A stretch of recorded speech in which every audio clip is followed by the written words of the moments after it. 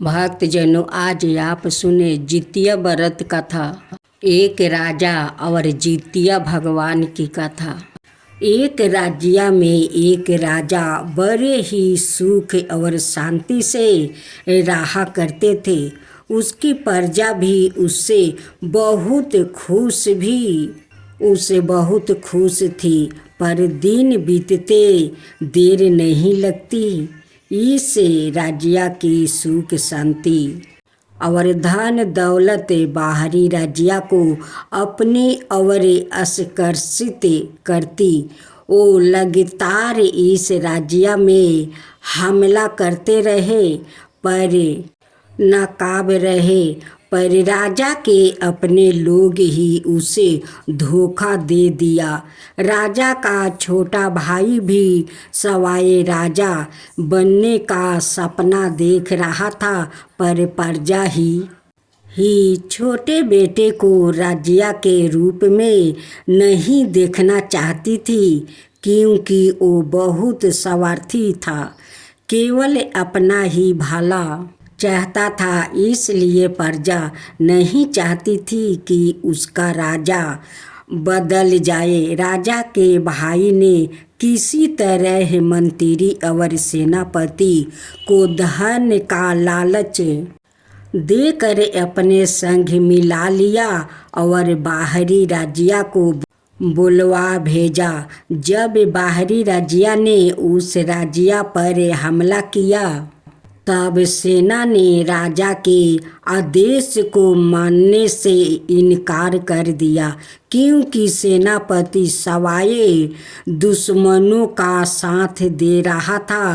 राजा एक दासी की सहायता से अपना भेष बदलकर किसी तरह अपनी पत्नी के साथ महल छोड़कर भाग गए। वो भागते भागते जंगल पहुंच गया और वहीं पर छिप गया। राजा के भाई ने सैनिकों को यह आदेश दे दिया था कि जैसे ही वो दिखाई उनको मौत के घाट उतार दिया जाए। छोटा भाई बाहरी राज्य की मदद से राज्य का राजा बन गया और बाहरी राज्य का उसने भारी धन देकर उनका स्वागत किया और अपने दरबार में ऊंचे पद पर बैठा दिया। उधर राजा की पत्नी गर्भवती थी। वो जंगल में फल फूल खाकर अपना गुजारा करने लगी। एक दिन की बात है, रात हो चुकी थी। राजा रानी एक पेड़ के नीचे बैठकर बातें कर रहे थे। रानी ने कहा, मैंने कभी नहीं सोचा था कि हमें यह दिन भी देखना पड़ेगा और मेरे बच्चे का जन्म अपने घर से दूर इस शमशान जंगल में होगा। राजा ने भी कहा, हाँ, हमें तो अब भी यकीन नहीं हो रहा है कि हमारा छोटा भाई हमारे साथ ऐसा कर सकता है। उनके बीच हो रही सारी बातें उस पेड़ पर बैठा एक चुड़ैल सुन रही थी। चुड़ैल तुरंत पेड़ से उतरी और उनके पास खड़ी हो गई। दोनों देखकर डर गई। राजा ने जल्दी से तलवार को अपने हाथ में पकड़ लिया। चुड़ैल ने कहा, इसकी कोई आवश्यकता नहीं है, मैं यहाँ बस कुछ कहने आई हूँ। राजा ने पूछा, क्या कहना चाहती हो? चुड़ैल ने कहा, तुम्हें तुम्हारा राज्य चाहिए। राजा ने कहा, हाँ। चुड़ैल ने फिर कहा, मैं तुम्हें राज्य दे सकती हूँ, पर मुझे तुम्हारा बच्चा चाहिए। मेरे बच्चे को इंसानी बच्चे का मांस बहुत ही पसंद है। रानी ने चिल्लाकर कहा, नहीं राजा। राजा ने भी कहा, नहीं, तुम्हें तुम्हारी शर्त मंजूर नहीं है। चुड़ैल हंसते हुए बोली, सोच लो, तुम्हारे राज्य की बात है। इस एक बच्चे के बदले तुम्हें हजारों लोगों का प्यार फिर से मिल जाएगा। चुड़ैल ने फिर कहा, अच्छा, मैं तुम्हें 2 दिनों का समय देती हूँ। यदि तुम्हें मेरी शर्त मंजूर हो तो जंगल बीच स्थित बरगद के पेड़ पर मैं मिल जाऊंगी। इतना कह कर वो उड़ चली। रानी ने राजा से कहा, मैं आजीवन इस जंगल में रह लूंगी, पर मैं अपने बेटे को उस चुड़ैल को नहीं दूंगी। राजा बहुत चिंता में डूब गया। उसे क्या करना चाहिए और क्या नहीं करना चाहिए। रानी भी बहुत चिंतित रहने लगी कि उसके बच्चे के भाग्य में ना जाने क्या लिखा है। आज दूसरा दिन था। राजा को अपना जवाब उस चुड़ैल को देना था। राजा आखिर अपना निर्णय ले ही लिया। उसने रानी से कहा, रानी, मुझे लगता है कि अपने राज्य के भलाई के लिए हमें अपने बच्चे को कुर्बान करना ही होगा।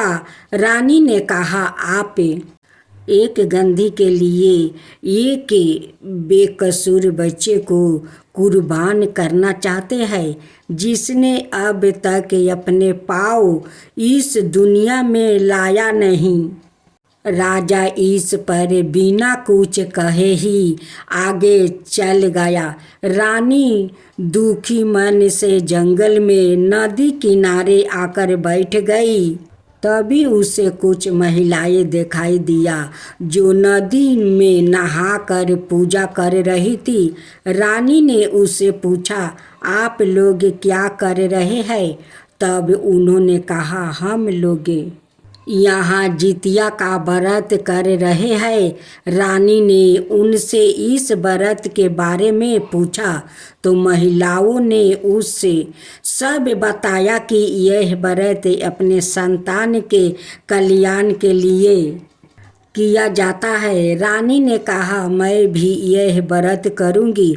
उन्होंने कहा, अब अगले साल फिर से आश्विन माह में इसी तिथि को यह व्रत किया जाएगा। तब तुम यह व्रत कर सकती हो, क्योंकि यह 3 दिनों का व्रत है, जिसमें से 2 दिन निकल गया है। तुम आज हमारे साथ बैठकर कथा ही सुन लो। हो सकता है कथा सुनने से ही तुम्हारा होने वाला संतान स्वस्थ पैदा हो। उधर राजा ने चुड़ैल से कहा, मुझे तुम्हारी शर्त मंजूर है। राज्य के बदले बच्चा। चुड़ैल हंसते हुए बोली, जिस वक्त तुम्हारे बच्चे का जन्म होगा उसी दिन तुम्हें हमारा राज्य वापस मिल जाएगा। रानी जब से जितिया व्रत के बारे में जानी थी, तब से अपने बच्चे की रक्षा के लिए जीवित वाहन से प्रार्थना करती रहती। धीरे धीरे वो दिन बीते आया जिसका सबको इंतजार था। रानी के पेट में बहुत तेज दर्द होने लगी। राजा बहुत डरने लगा, कहीं रानी को कुछ हो ना जाए। राजा तुरंत किसी दाई को ढूंढने गांव के तरफ भागा। तभी अचानक एक बुढ़िया महिला उससे पूछने लगी, क्या हुआ? क्या बात है? तुम ऐसे ही कहाँ भागे जा रहे हो? राजा ने उसे सब बताया तो बुढ़िया ने कहा, कहाँ है तुम्हारी पत्नी? मुझे ले चलो वहाँ। राजा उसे लेकर तुरंत आया। कुछ ही समय में बच्चे का जन्म हो गया, लेकिन बच्चा जैसे ही माँ के शरीर से बाहर आया, वैसे ही अंधेरा छा गया। कुछ क्षण के लिए किसी को भी कुछ भी दिखाई नहीं दिया। जैसे ही अंधेरा हटा, राजा देख कर हैरान रह गया कि बच्चे के शरीर में मांस नहीं था, केवल हड्डी का ढांचा था। पर यह कैसा करिश्मा था! मांस ना होने के बावजूद भी बच्चा जिंदा था। रानी अपने बच्चे को देख कर गले लगा कर रोने लगी। राजा ने कहा, इसे दूर करिए, अपने से हो सकता है यह भी एक राक्षस हो। राजा ने बच्चे को रानी से ले लिया और उस बुढ़िया से कहा, इसे दफना दो। यह सुनकर रानी रोते हुए कहने लगी, महाराज, यह जैसा भी है आखिर है तो अपना बच्चा ही, ना तो इसे अपना मुझसे क्यों दूर कर रहे हैं। राजा ने रानी की एक बात भी नहीं सुनी और बच्चे को दाई को दे दिया और साथ में राजा की सहायता करने के लिए उसने एक सोने का माला उस बुढ़िया महिला को दिया। बुढ़िया वहाँ से निकल आई। तभी राजा का छोटा भाई भी रथ लेकर वहाँ पहुँचा और अपने बड़े भाई से माफ़ी मांगने लगा और कहने लगा, ना जाने मैंने आपको कहाँ कहाँ नहीं ढूंढा। मुझसे बहुत बड़ी गलती हो गई। जो आपके साथ मैंने छल किया, बाहरी देशों ने हमारे राज्य और प्रजा के सारे धन दौलत लूट कर ले गया। अब प्रजा ने विद्रोह कर दिया है और इस विद्रोह को आप ही शांत कर सकते हैं। राजा और रानी अपने राज्य लौट आए। उधर उस बुढ़िया ने राजा द्वारा प्राप्ति सोने की माला को उस बच्चे को ही पहना दिया और कहा, इस माला की जरूरत मुझसे ज़्यादा तुम्हें है। यह कहकर उसे कपड़े में लपेट कर एक पेड़ की टहनी से बांध कर लटका दिया और तब तक छिपी रही जब तक उसे कोई अपने साथ नहीं ले जाता। उस रास्ते से एक लकड़हारा गुजरे। उसने जब उस बालक को देखा तो उसे बहुत दया आ गई और कहने लगा, भगवान का यह कैसा चमत्कार है! तुम ऐसी हालत में भी जिंदा हो। मुझे लगता है तुम इस दुनिया को देखना चाहते हो। तो ठीक है, आज से मैं तुम्हें पालूंगा। लकड़हारा उसे लेकर अपने घर आया और अपना पत्नी की बताया। पत्नी को भी उस बच्चे पर बहुत दया आई। वो उसे पालने लगी और उस सोने की माला को सुरक्षित रख दिया ताकि जब वो बड़ा हो जाए तो इसकी सहायता से अपने माता पिता को वो ढूंढ सके। बुढ़िया ने अपना काम कर लिया और वो गायब हो गई। उधर रानी अपने बच्चे को राज्य याद करती और रोती रहती है। लकड़हारा के घर बच्चा भी बढ़ रहा था। लकड़हारा ने उसके लिए लकड़ी का शरीर बनाकर उसे पहना दिया। ऐसे ही समय बीत रहा था।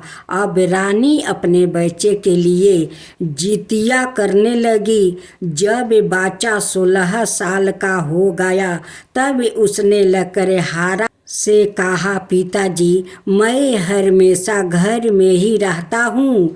माँ मुझे घर से जाने नहीं देती है, मुझे बाहर जाना है। यह दुनिया कैसी है, कितनी बड़ी है, सब जानना है। लकड़हारा ने कहा, बेटे यह दुनिया बहुत ही मतलबी है, तुम्हें देखते ही तुमको मारना चाहेगी, इसलिए तुम घर पर ही रहो। पर वो भी दूसरों की तरह बनना चाहता था।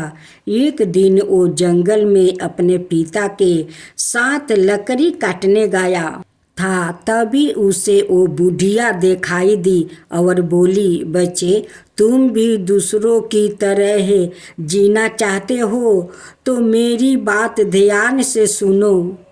इस राज्य के उत्तर में तुम्हें एक पेड़ दिखाई देगा जिसकी पत्तियां रक्त की तरह लाल होगी। तुम्हें उस पेड़ के एक पत्ते का रस पीना होगा। उसके बाद इस राज्य के दक्षिण में एक चमगादड़ रहता है जो कई सदियों से जीवित है, तुम्हें उसे मरना होगा। बुढ़िया ने आगे कहा, तुम्हें पूरब में एक तालाब मिलेगा जिसमें एक बहुत ही सुंदर एक कमल फूल खिला होगा। उस फूल के भीतर स्थित जल को तुम्हें पीना है, लेकिन आज तक कोई इंसान वहाँ तक नहीं पहुँच पाया है।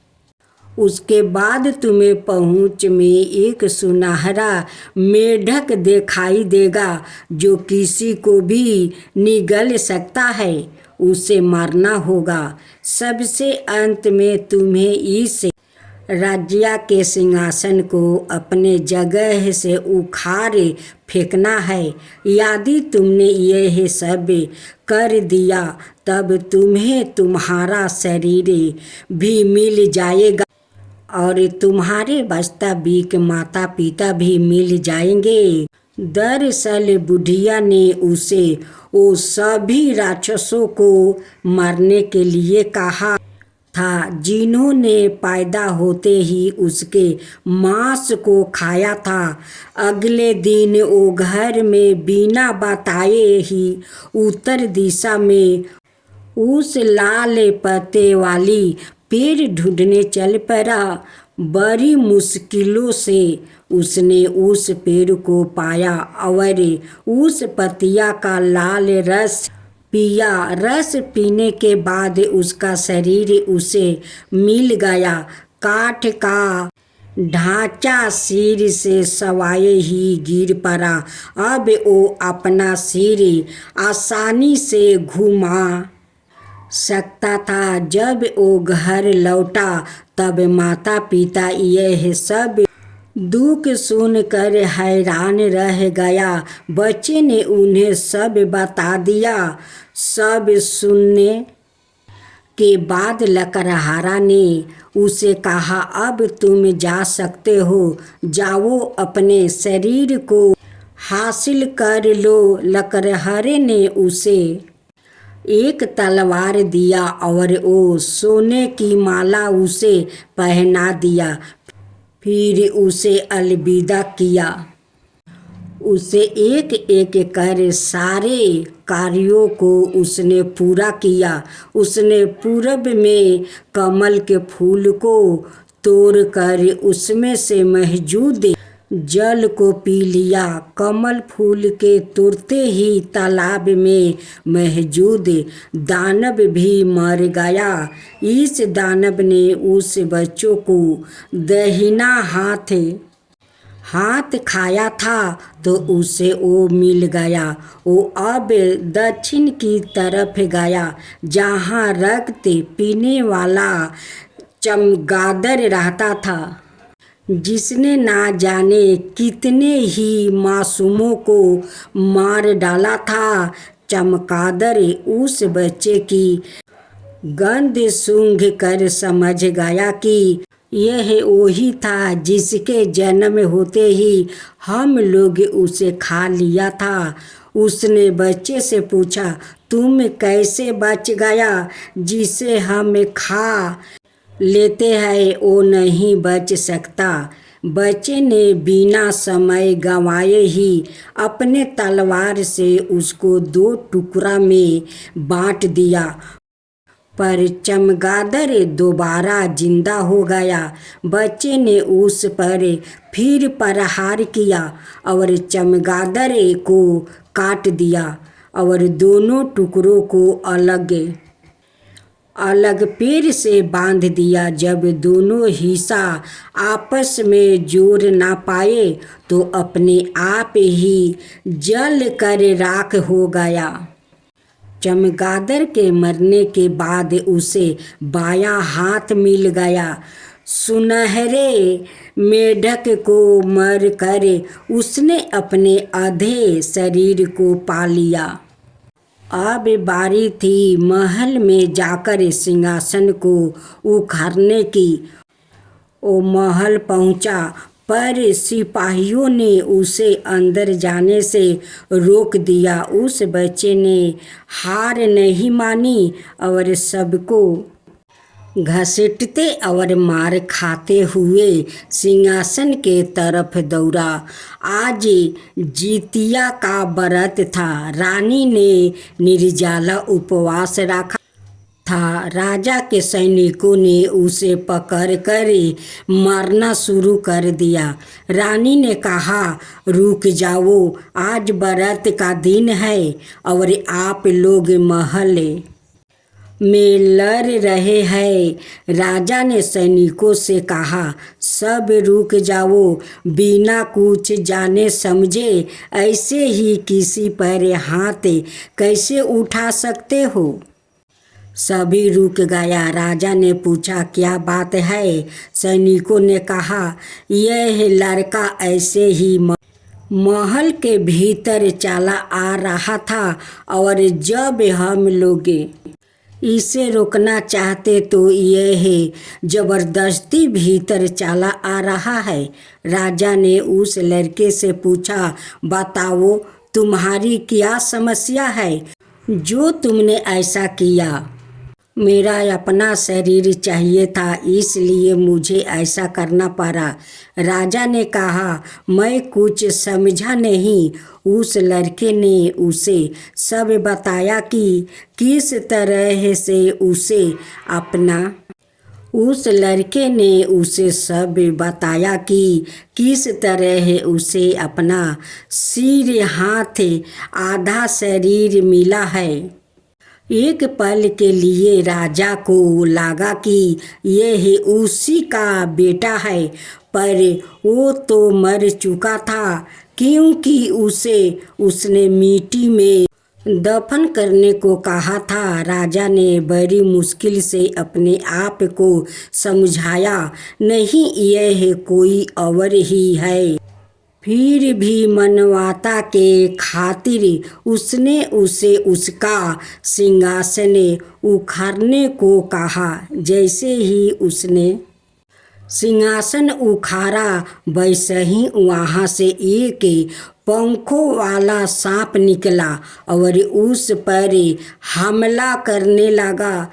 उस हमले के कारण उस लड़के का तलवार टूट गया और वो जमीन पर गिर पड़ा। उसने सोने का माला पहना हुआ था जो राजा ने देख लिया।